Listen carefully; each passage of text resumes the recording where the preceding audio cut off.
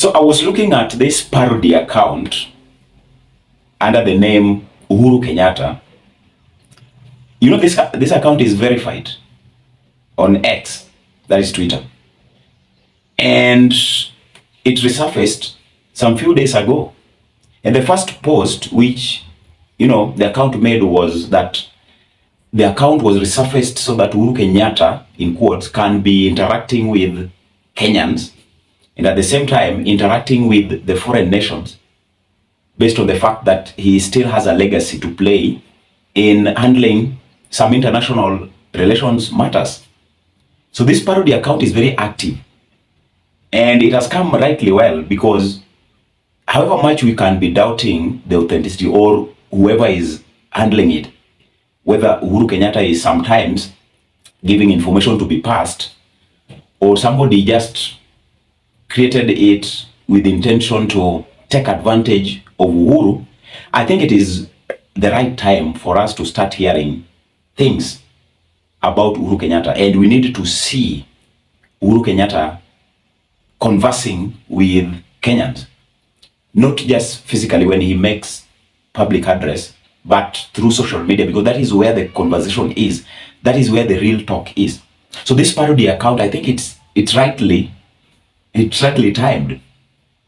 And one of the reasons why I was trying to dig deeper into it and seeing the best time that it has come is because it has been overwhelming for people to hear from Uhuru Kenyatta.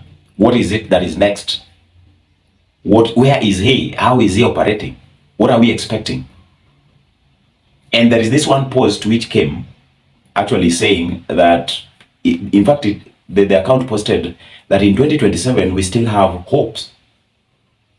So that will definitely mean that in 2027 we will still have Uhuru Kenyatta being influential in the political matters, in the decisions that we will have within a given political party that will be in line with what he sees for Kenya. And let me just ask you right now, if we have a full, complete resurfacing of Uhuru Kenyatta's, voice in the political landscape of Kenya, what do you think is going to happen? What is the change? Because I was following the replies and the retweet, actually how people were really commenting. Majority of the people would want him to be back and would want him to be heard. So they were saying, we are missing you. We want you to speak for us. And there is also, a comment which actually said something which is very, very much of weight. That if only Mount Kenya will come to realize that they made a mistake and say enough is enough, then Uhuru's political temerity will resurface strongly well, and his advice, his direction will definitely take Mount Kenya or the gamer community to a safer hand that they will thrive in politically.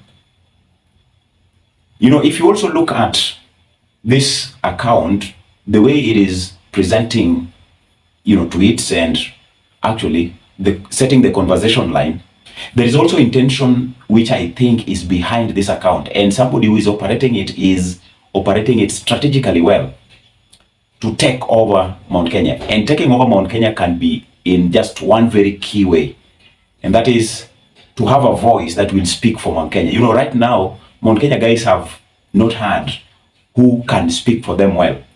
And when we start to see Uhuru Kenyatta in the shadows resurfacing, I think we can be starting to, discuss something like perhaps somebody will be trying to align the issues of Mount Kenya region.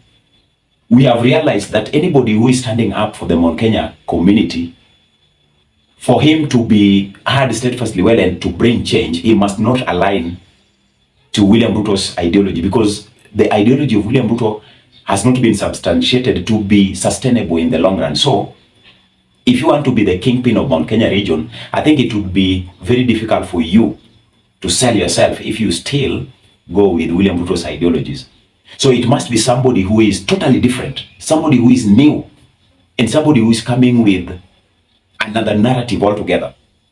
It might also be difficult if you go with the narrative of Raila Odinga, because it has been a perception that it is very difficult to sell Raila Odinga's ideas into Mount Kenya region.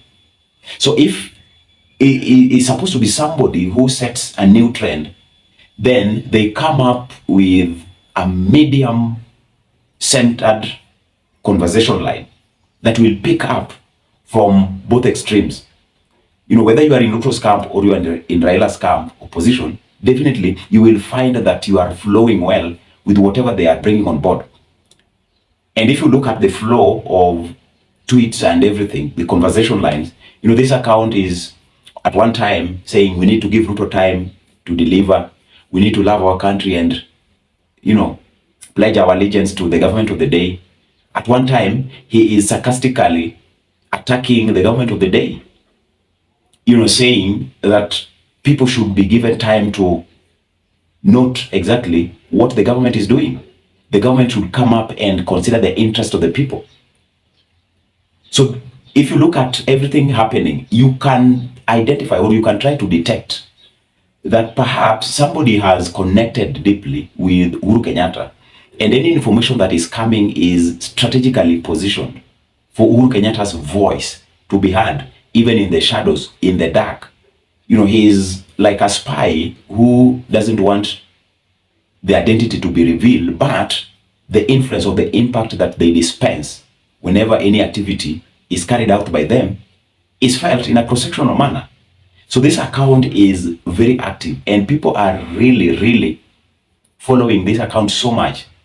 And I'm seeing it going to set a different twist in conversation, especially how Mount Kenya is going to rely on politics that is coming for the 2027 general election. So the big question is, what role is Uhuru Kenyatta going to play in 2027? What is the space that he's going to have in 2027's politics? For me, I think it is the best time. We've really yearned for him to be heard. Most of the times, the pundits, political pundits, have described Uhuru Kenyatta as who is most researched about, studied, but less understood. Is the one who is being understood in the least possible way. You cannot understand him. So when he is trying to resurface in this manner, I think it's very appropriate. And it is very timely that we hear something in the shadows from this man. We'll meet next, ladies and gentlemen. Have a great time.